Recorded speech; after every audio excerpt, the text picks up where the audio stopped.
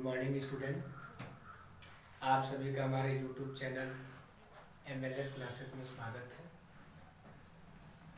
कक्षा 12 भौतिक विज्ञान की पिछली वीडियो में आपने वैद्युत क्षेत्र व वैद्युत क्षेत्र बल रेखा के बारे में आपने पढ़ा था। उसके पहले वाली वीडियो में आपने किसी बिंदु आवेश के कारण किसी बिंदु पर उत्पन्न तीव्रता का अध्ययन किया था। तो आज हम इस वीडियो में वैद्युत द्विध्रुव पढ़ेंगे।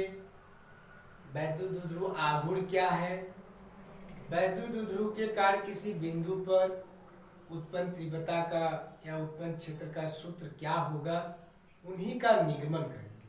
तो चलिए पहले आज हम देखते हैं कि वैद्युत द्विध्रुव किसे कहते हैं। वैद्युत द्विध्रुव, वैद्युत द्विध्रुव है क्या? यह एक निकाय है, एक निकाय है।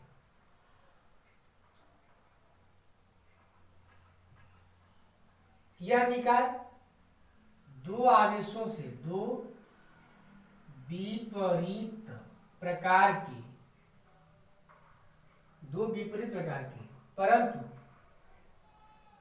समान परिमाण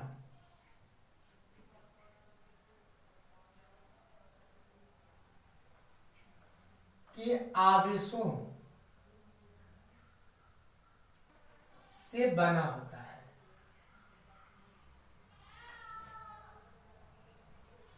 जो एक दूसरे से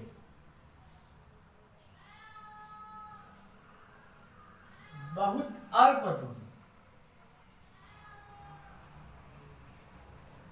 पर रखे होते हैं।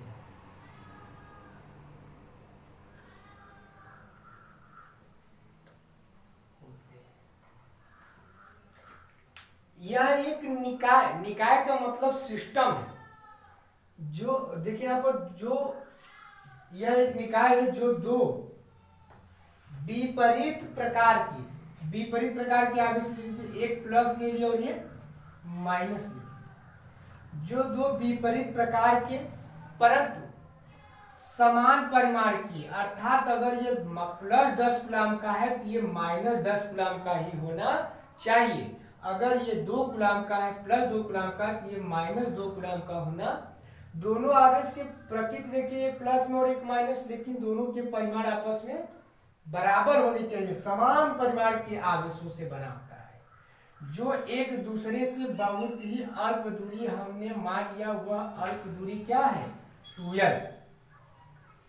जो अल्प दूरी क्या है, 2l से मिलकर बना होता है।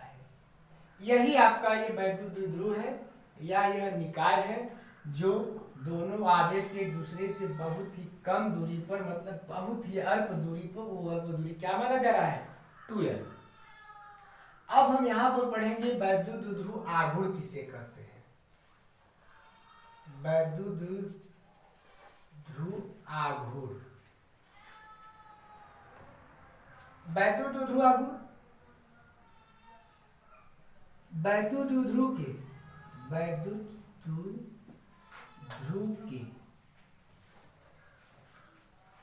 बने किसी एक आवेश,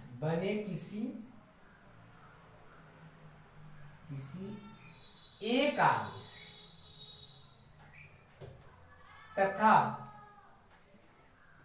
वैद्युत द्विध्रुव के बने किसी एक आवेश तथा दोनों आवेशों के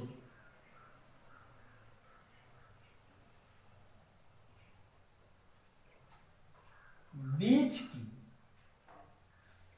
दूरी के गुणनफल के बराबर होता है।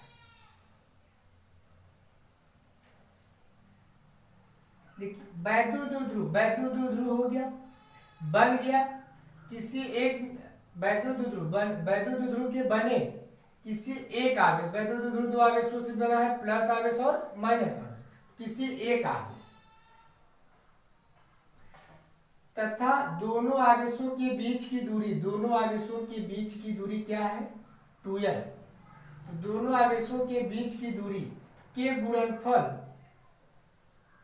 के बराबर होता है क्या, वैद्युत द्विध्रुव आघूर्ण। इस वैद्युत द्विध्रुव आघूर्ण को किससे दिखाते हैं, P से।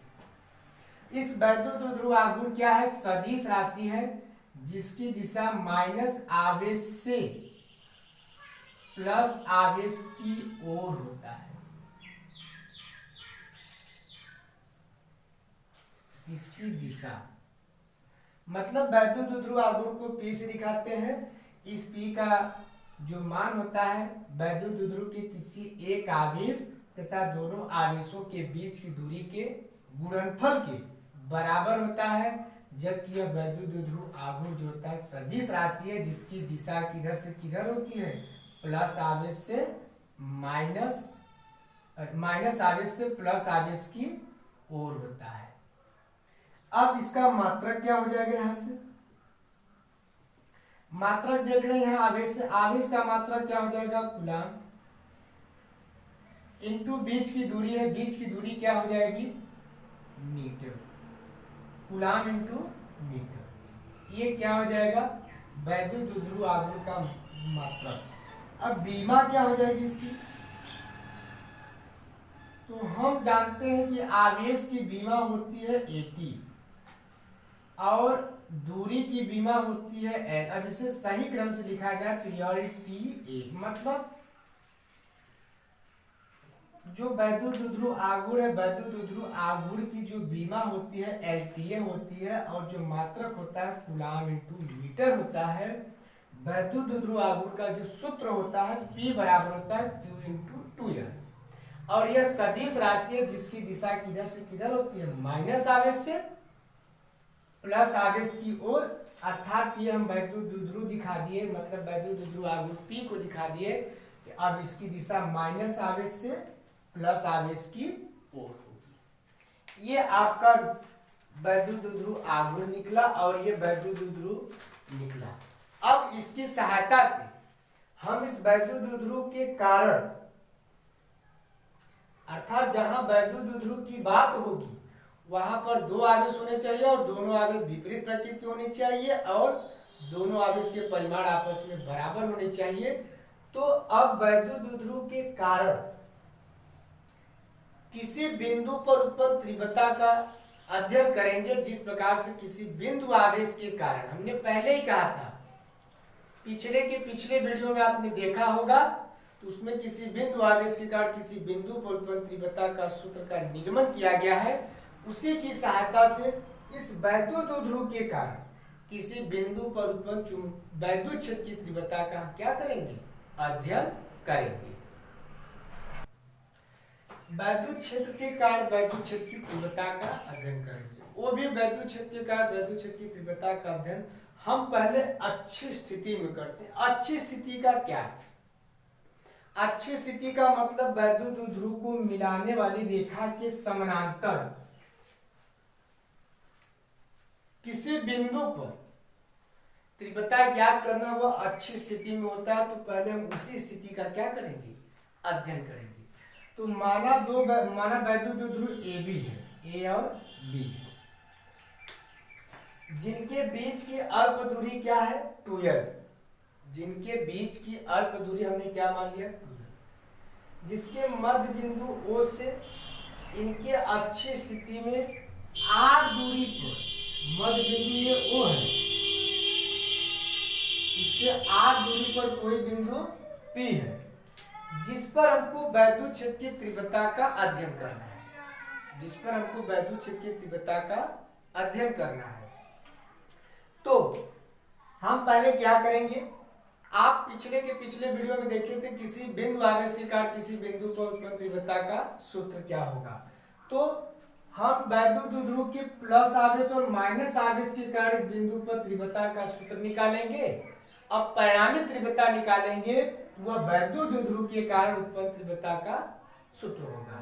तो प्लस आवेश के कारण उस बिंदु पर पहले आप निकाले थे E बराबर 1/4 pi epsilon not Q by R का स्क्वायर, मतलब जिस बिंदु आवेश के कारण आप तीव्रता निकालते हैं उस आवेश का परिमाण मालूम होना चाहिए और जिस बिंदु पर निकालना चाहते हैं उस आवेश से उस बिंदु की दूरी मालूम होनी चाहिए।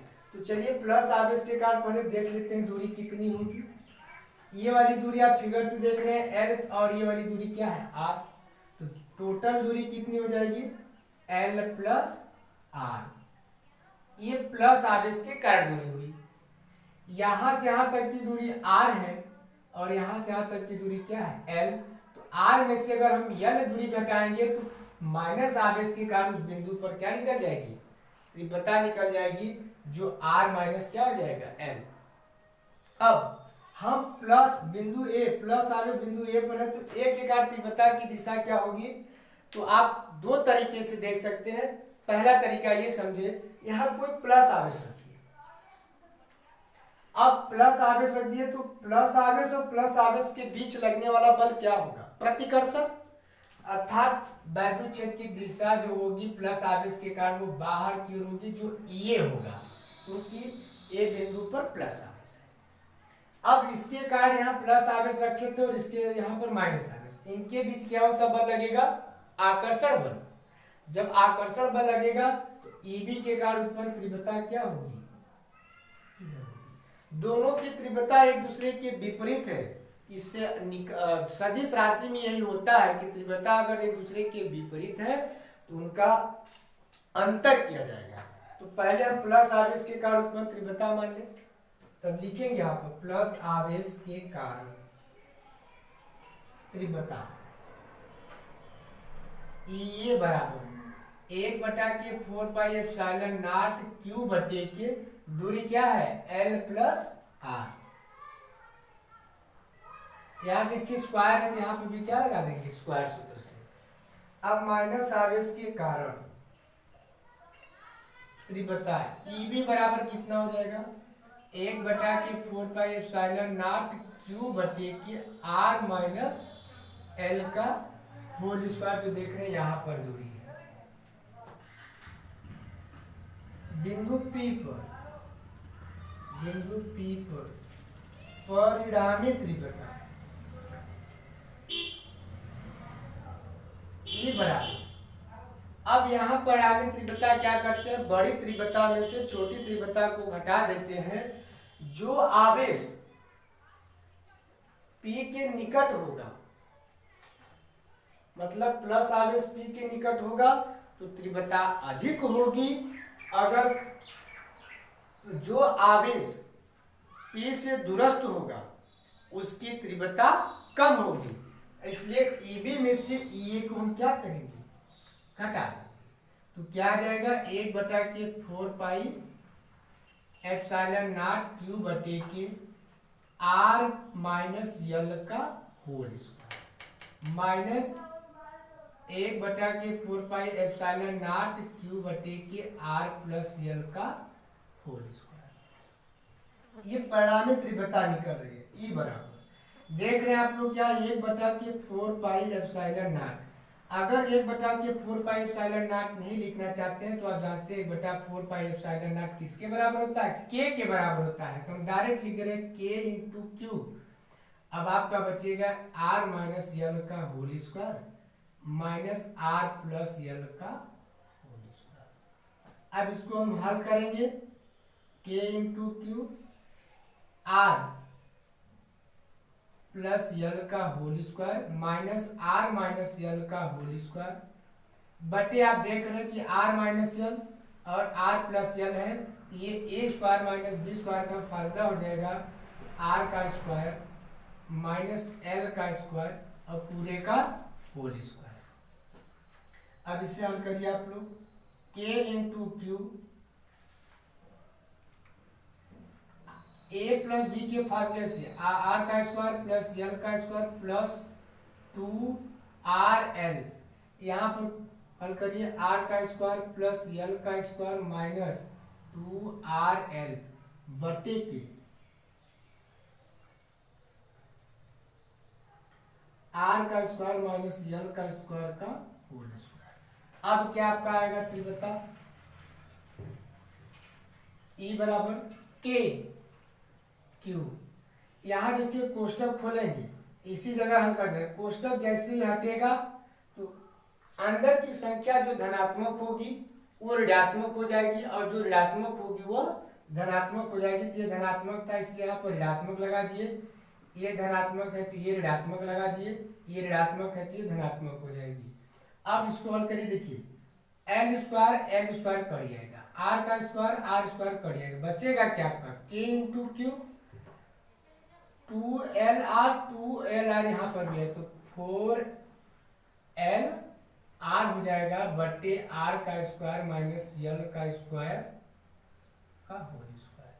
अब यहां से हम लिख सकते हैं इसको क्या, के इंटू क्यू, इससे हम लिख देते, देखिए यहाँ पर 4 को लिख दिया 2 into 2 Q L into R बटे आर का स्क्वायर माइनस यल का होल स्क्वायर। अब हम यहाँ क्या जानते हैं कि P बराबर 2QL होता है, मतलब यह वैद्युत द्विध्रुव आघूर्ण है, वैद्युत द्विध्रुव आघूर्ण है मतलब वैद्युत द्विध्रुव।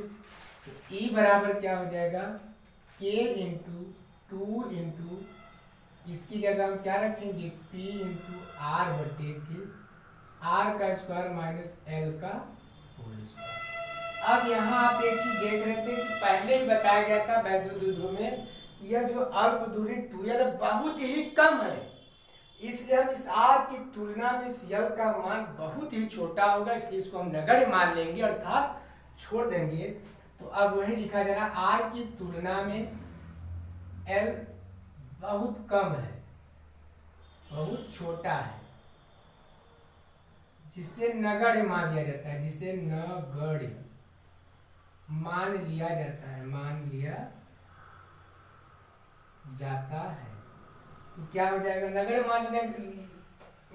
मान लेना का मतलब आप यल को छोड़ देंगे, जब यल को छोड़ देंगे तो ये बराबर हो जाएगा के 2 PR बटे के R की घातीय 4, एक आर से एक आर कट जाएगा तो आप देखेंगे कि ये बराबर आ जाएगा के 2P बटे के R की घातीय 3। यही आपकी अच्छी स्थिति में वैद्युत क्षेत्र की तीव्रता का सूत्र है, अर्थात के बराबर क्या हो गया, के के जगह आप जानते हैं कि यहां से हल करते आ रहे हैं तो 1 बटा के 4 पाई एप्सिलॉन होगा,